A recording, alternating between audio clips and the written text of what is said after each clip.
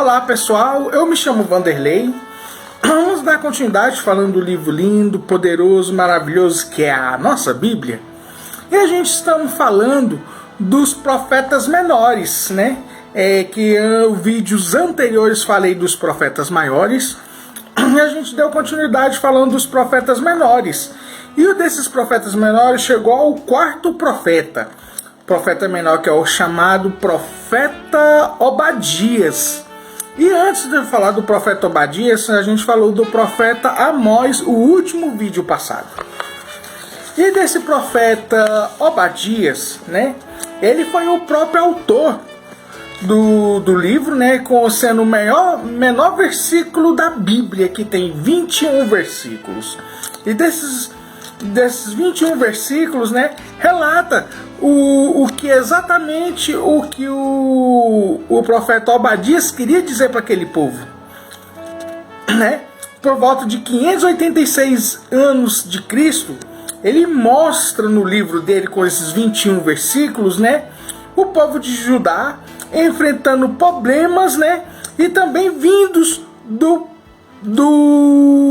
povo vizinho, Edom, os edomitas, né?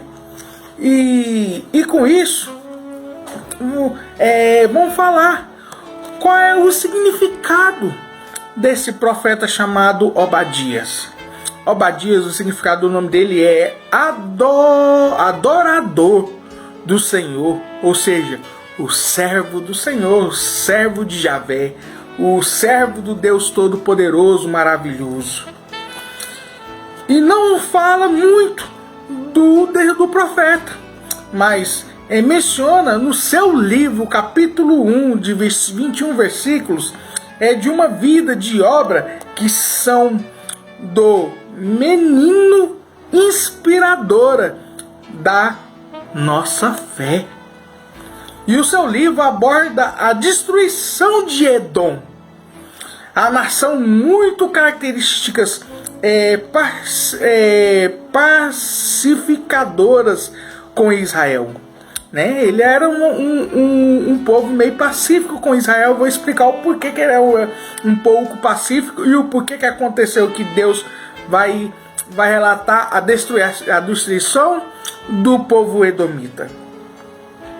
E Obadias era um nome muito comum no Antigo Testamento, na época daquele povo ali, na época ali do exílio, né, do exílio, ele pegando aquele povo de Judá e levando para Babilônia, o povo israelita, né?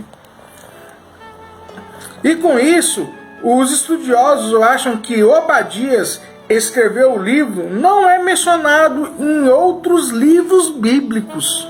Não tem outra menção nos livros bíblicos relatando sobre isso que o profeta Obadias relatou. Aí Deus falou que, através da boca do profeta Obadias, que Edom seria destruído por causa das circunstâncias que eles agiram. Por volta do ano de 556, quando ele escreveu isso, porque o profeta Obadias, ele viu, né, o seu povo sendo, né, destruído, passando por um momento difícil, que é a destruição do povo de Judá, do povo de Jerusalém, conquistado pelo rei Nabucodonosor II. E sendo ali conquistado, sendo dominado ali pelaquela região pelo rei Nabucodonosor II, as pessoas que iam fugir, estavam fugindo, esses edomitas, eles fizeram trincheiras, pegaram esses israelitas e entregaram para o rei. E a maioria das vezes eram mortos pelos edomitas. E esses edomitas iam também nas cidades que eram conquistadas pelos babilônicos. Eles saquearam, eles roubaram os seus irmãos. Agora vem a questão, mas por que, Vanderlei? Irmãos? Porque a família dos edomitas, eles tinham uma relação assim, entre família, entre os israelitas e os edomitas. O porquê disso, Vanderlei? Eu vou explicar agora. Que o pai Abraão, ele teve um filho chamado Isaac. Isaac, ele casou com a Rebeca, e com a Rebeca teve 2 filhos, Esaú e Jacó. E posteriormente, Jacó, Deus mudou o nome dele, o nosso Senhor Rei e Salvador Jesus Cristo mudou o nome dele para Israel. E Esaú, que é irmão de Jacó, passou a chamar Edom, a cidade dos Edomitas. Ou seja, os dois são irmãos. Ou seja, Israel e os Edomitas são irmãos. São irmãos. E os Edomitas, né, eram pacíficos ali, né, mas teve esse problema. Eles como eles moravam acima ali das montanhas, as montanhas eram altas, eles achavam superiores. Eles acharam que eram pessoas orgulhosas, eles consideravam orgulhosos. E esse orgulho achou os israelitas pequenos, as pessoas subdivididas, pessoas pequenas. E com isso, o versículo de 1 ao 14 do livro de Obadias fala de acusações contra Edom. Deus acusa eles. Por quê? Por causa do orgulho, por causa do ego, por causa que eles acham que eram superiores. E qual é o significado disso? Edom significa humanidade. A humanidade é muito orgulhosa. Nós, seres humanos, somos muito orgulhosos. A gente pensa assim, não mexe comigo não mexe com o meu nariz não, que a coisa vai ficar feia. É isso que os edomitas acharam. E acharam bom os seus irmãos sendo destruídos pelos babilônicos. Ainda por cima, faziam trincheiras e entregavam eles para o rei Nabucodonosor II. Aí no versículo 15, muda de situação. De Edom para todas as nações orgulhosas. Todas as nações orgulhosas vão passar pela mão do Deus Todo-Poderoso, Criador dos céus e da terra.